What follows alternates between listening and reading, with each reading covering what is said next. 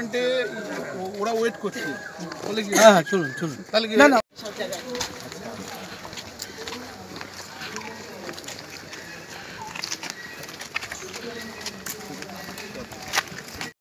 তৃণমূলের লোক भारत माता की भारत माता की সময় দেয়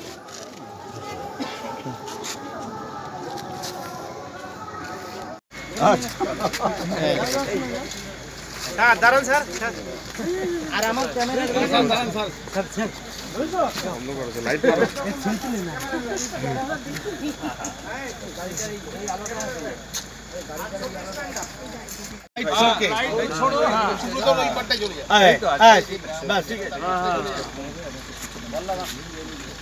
আমি বললাম ও করেন সব অ্যারেঞ্জ হয়ে যাবে আরে লিটন ভাই যা বলে সেটা হয় না না না স্যার এখানে আমরা অনুষ্ঠান অন্ধকারে ফেললে যা হয় চোর দুষ্কৃতী এরাই ধরতে হবে এবং তারা আশ্রয় নিয়েছে আজকে তৃণমূলের এখানেও তৃণমূলেই মেরেছে গেদে ল্যান্ডপোর্ট সোসাইটি উদ্যোগে এবং জগন্নাথ সরকার মহাশয় আমাদের লোকপ্রিয় সংসদের উদ্যোগে এই রাস্তার উদ্ঘাটন করছেন মাননীয় সাংসদ এবং আমাদের সঙ্গে রয়েছেন বিএসএফের ইন্সপেক্টর গেদে বিওপির কাস্টম সুপারিনটেন্ডেন্ট এবং আমাদের গেদে ল্যান্ডপোর্টের মাননীয় সভাপতি দীনবন্ধু মহলদার।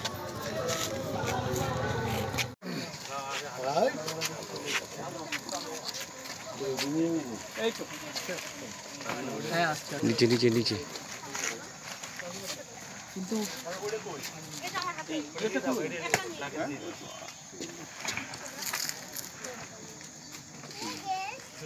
আসলেই আমি শুরু করছি দাদা দীর্ঘ কয়েক দশকের দু দেশের মানুষের প্রত্যাশা ছিল গেদে দর্শনা বর্ডারটা হোক। আমরা জানি এই রোডটার ঐতিহাসিক গুরুত্ব রয়েছে। আমরা জানি মুক্তিযুদ্ধের সময় এদেশ থেকে এদেশের সেনা যেমন পারাপার সেই 1954 সাল থেকে এই রাস্তাটা তৈরি হলেও এর ডেভেলপমেন্ট সেভাবে আসেনি।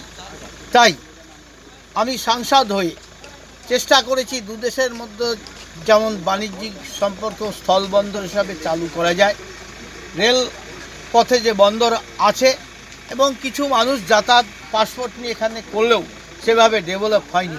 ইতিমধ্যেই রাস্তা করার পরই আমি এলাকার চেহারা পরিবর্তন হতে শুরু করেছে এবং যে আমাদের ওপার বাংলায় যে বাণিজ্য নগরী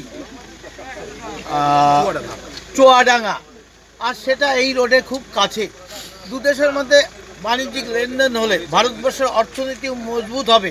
আমাদের আদরণীয় প্রধানমন্ত্রী নরেন্দ্র দামোদর মোদী যে লক্ষ্যমাত্রা স্থির করেছেন যে 2030 সালের মধ্যে ভারতবর্ষ $5 ট্রিলিয়ন পৌঁছে যাবে, এই বাণিজ্য শুরু হলে সেটা একটা বড় সহায়ক হবে।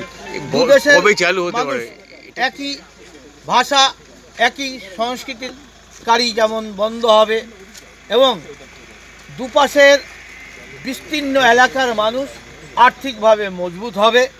এখনও এখানকার যে বিডিও সাহেব তার ইউসি জমা করেননি। আমরা তাগিদা দেওয়ার পরেও জানি না কেন এটা করছে, বৈষম্যমূলক আচরণ করছে। অবিলম্বে এটা করে দিলেই আমাদের সেন্ট্রালের পক্ষ থেকে বাণিজ্য তৎক্ষণাৎ লেনদেন শুরু হয়ে যাবে এবং দীর্ঘ কয়েক দশকের দু দেশের মানুষের প্রত্যাশা ছিল গেদে দর্শনা বর্ডারটা হোক। আমরা জানি এই রোডটার ঐতিহাসিক গুরুত্ব রয়েছে। আমরা জানি মুক্তিযুদ্ধের সময় এদেশ থেকে এদেশের সেনা যেমন পারাপার সেই 1954 সাল থেকে এই রাস্তাটা তৈরি হলেও এর ডেভেলপমেন্ট সেভাবে আসেনি।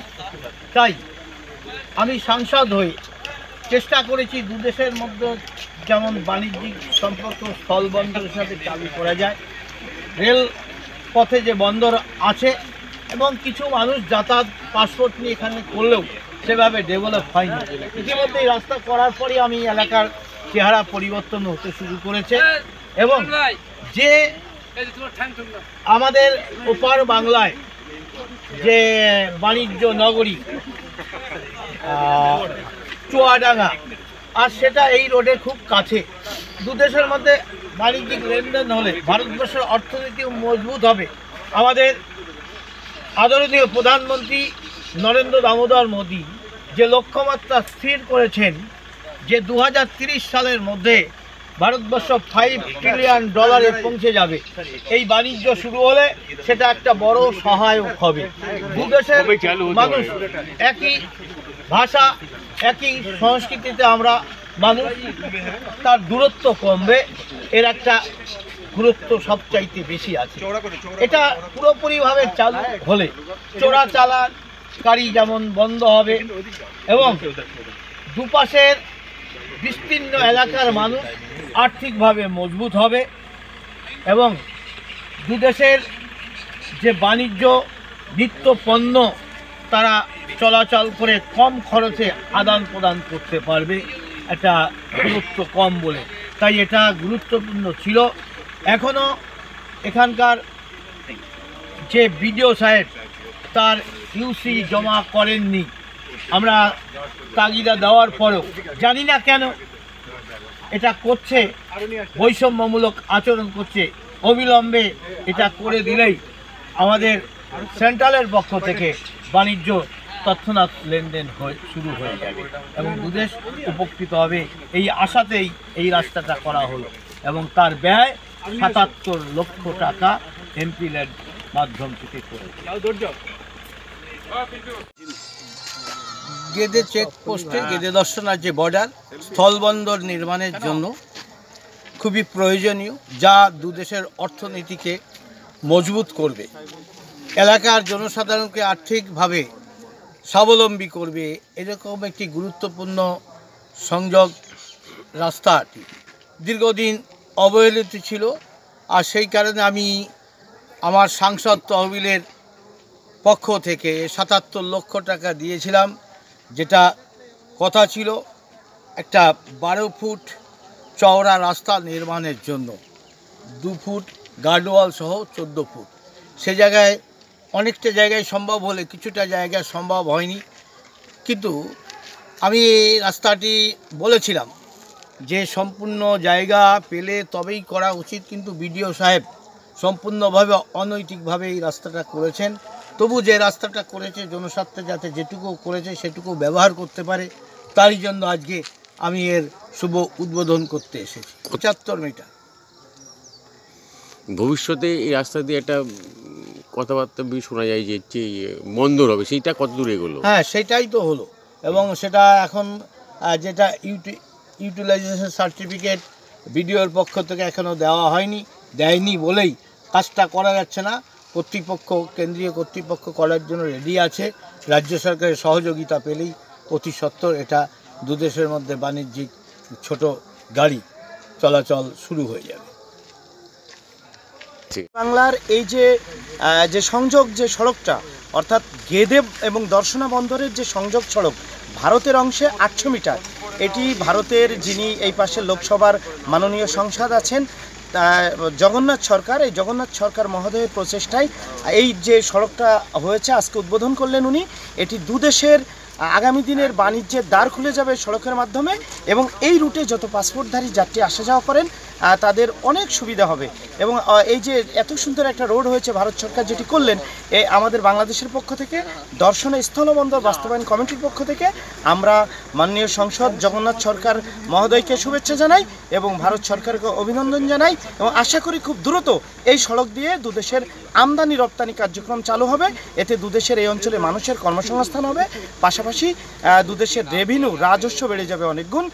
সেই সাথে এই অঞ্চলে যেটা আমরা বলি বাণিজ্যের গোল্ডেন গেট, সেই গেটটি উন্মোচন হবে। আমরা পরিচয়, আমি রেজাউল করিম লিটন, আমি দর্শনা বন্দর বাস্তবায়ন কমিটির সচিব, সেক্রেটারি।